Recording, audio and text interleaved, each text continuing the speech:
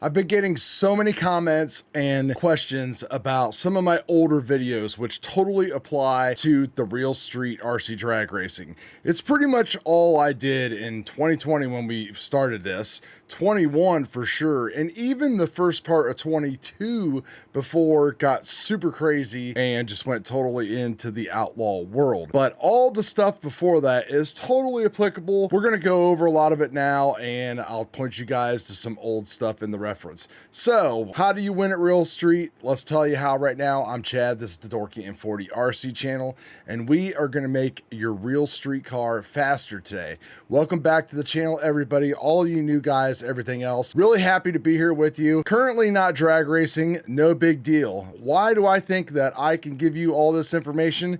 Because I've been there, done that, and had a major success back then. I would say my career in drag racing peaked at that point.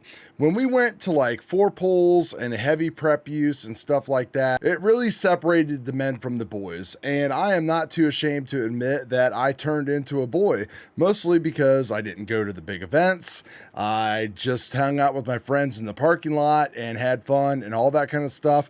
And we played around with 4-pole motors and we did everything we could. We got into the 1.6s, the 1.7s, all that kind of fun stuff.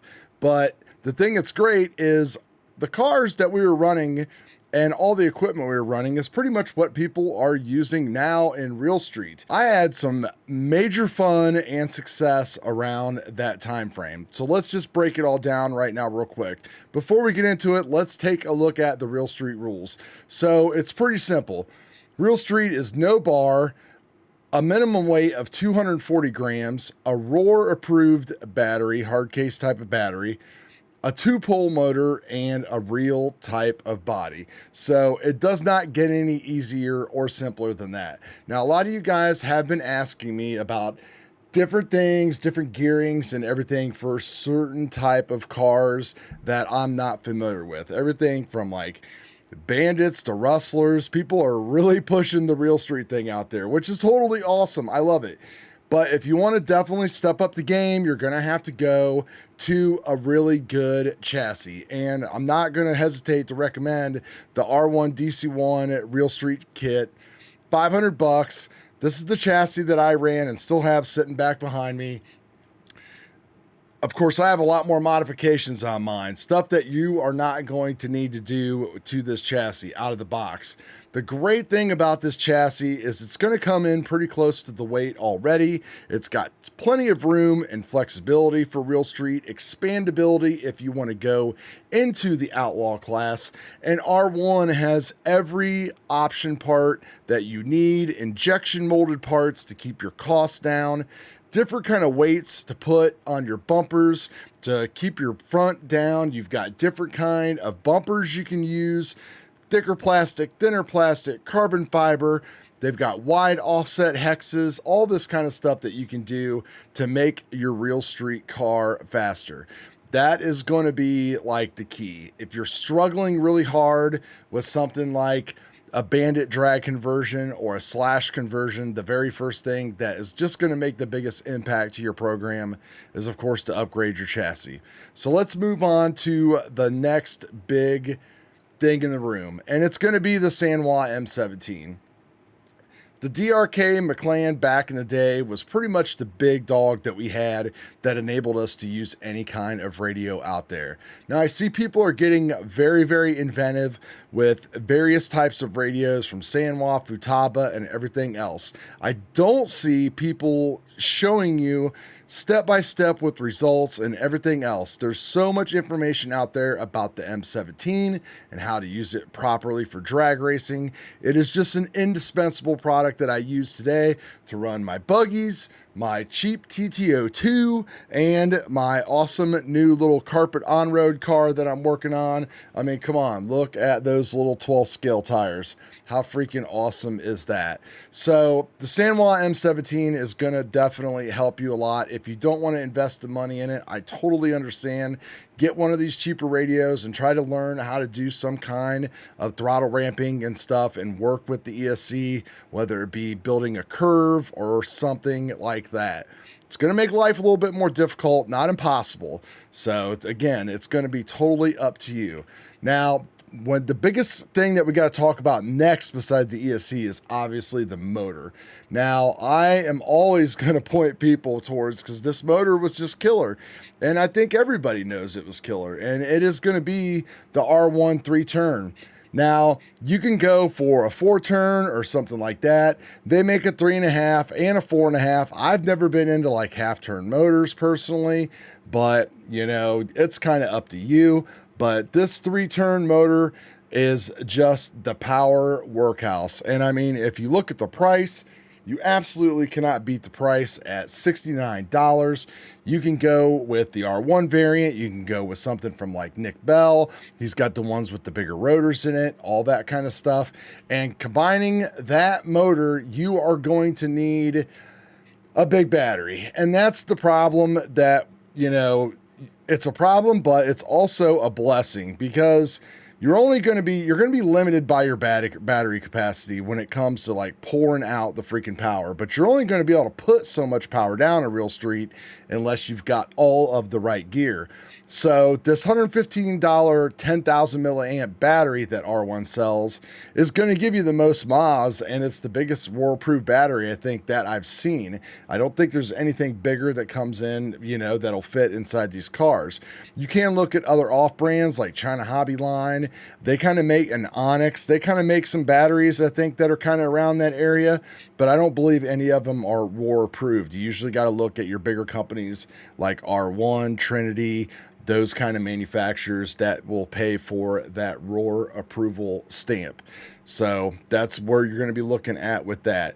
Now, the next biggest thing, of course, is going to be gearing. A lot of people are asking about gearing, and it's going to come down to what kind of motor and battery you have. ESC, of course, everything is subjective, and you're going to have to do a lot of data logging.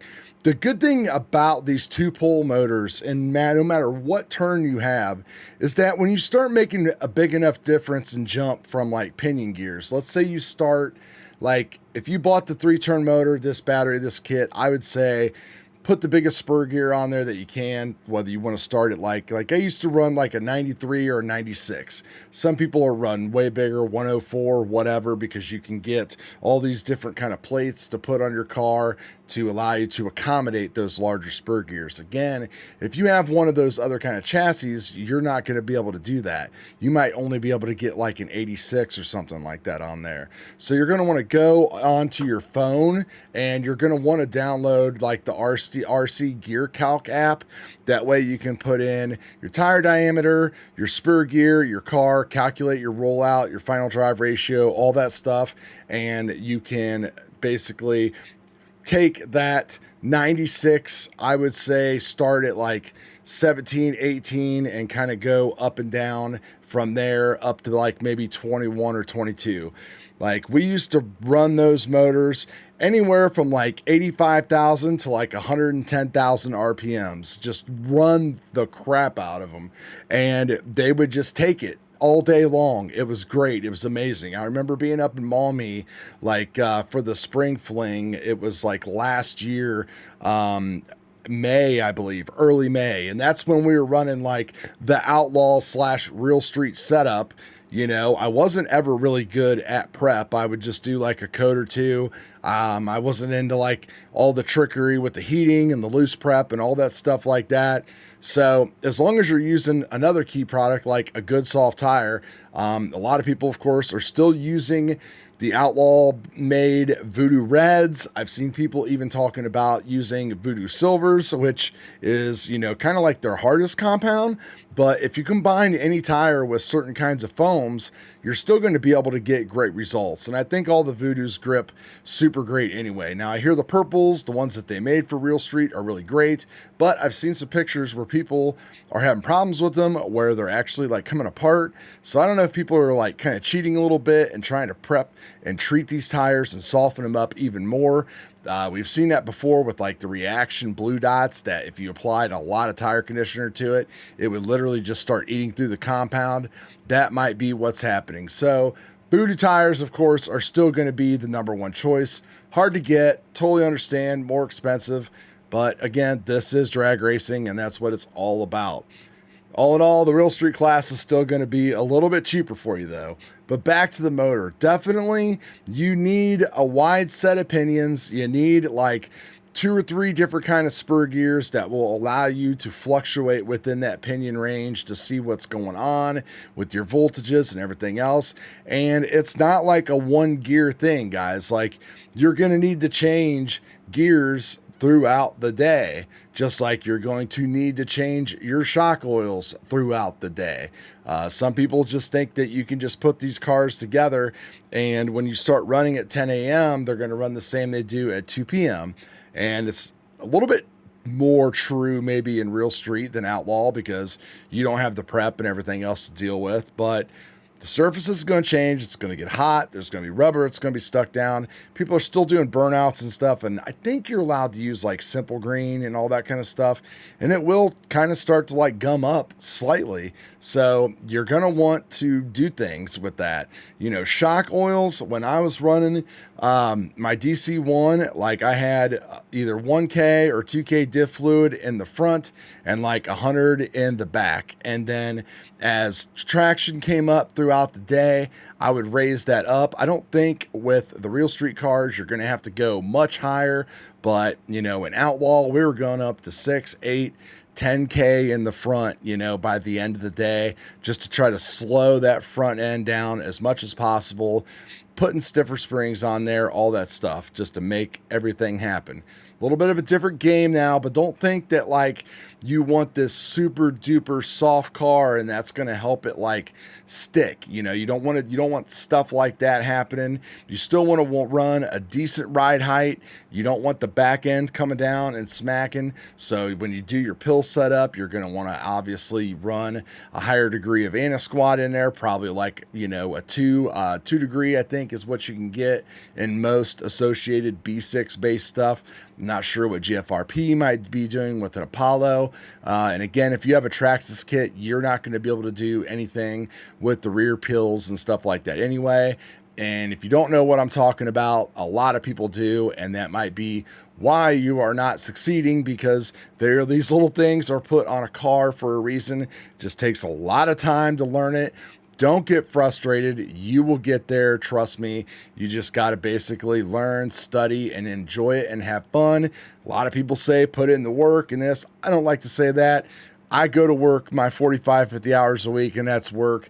My hobby time, this is for fun. So if you feel like you're so stressed out and you're putting in work, then just don't do this shit. Get away from it. Go away. It's not for you. Have fun. Don't get too excited and stuff. Don't get too like hard on yourself. Put in a lot of time out there on these roads over the past couple of years trying to work on this stuff. Hopefully I can give you some shortcuts.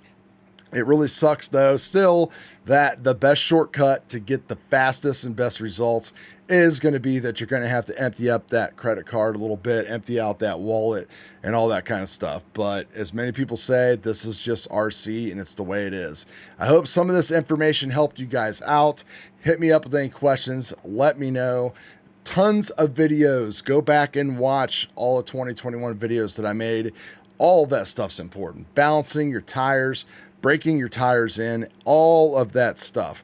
Do not think that it's old and outdated, because really all we did is we're just doing what we should have done then, and maybe I would still have friends to go play with and everybody wouldn't have got cashed out because they felt that there was no other way to go. So try to keep it real in your area. Don't let people get too crazy. Real street is, I think, the key to like this no prep drag racing thing, staying on board and bringing new people or bringing people back into the hobby. It's okay to go race with 8 or 10 buddies in a parking lot. It really is. It's okay to go 60 miles per hour. It's okay to run a 2.2. It's all good, man. So we'll talk to you guys later. Peace.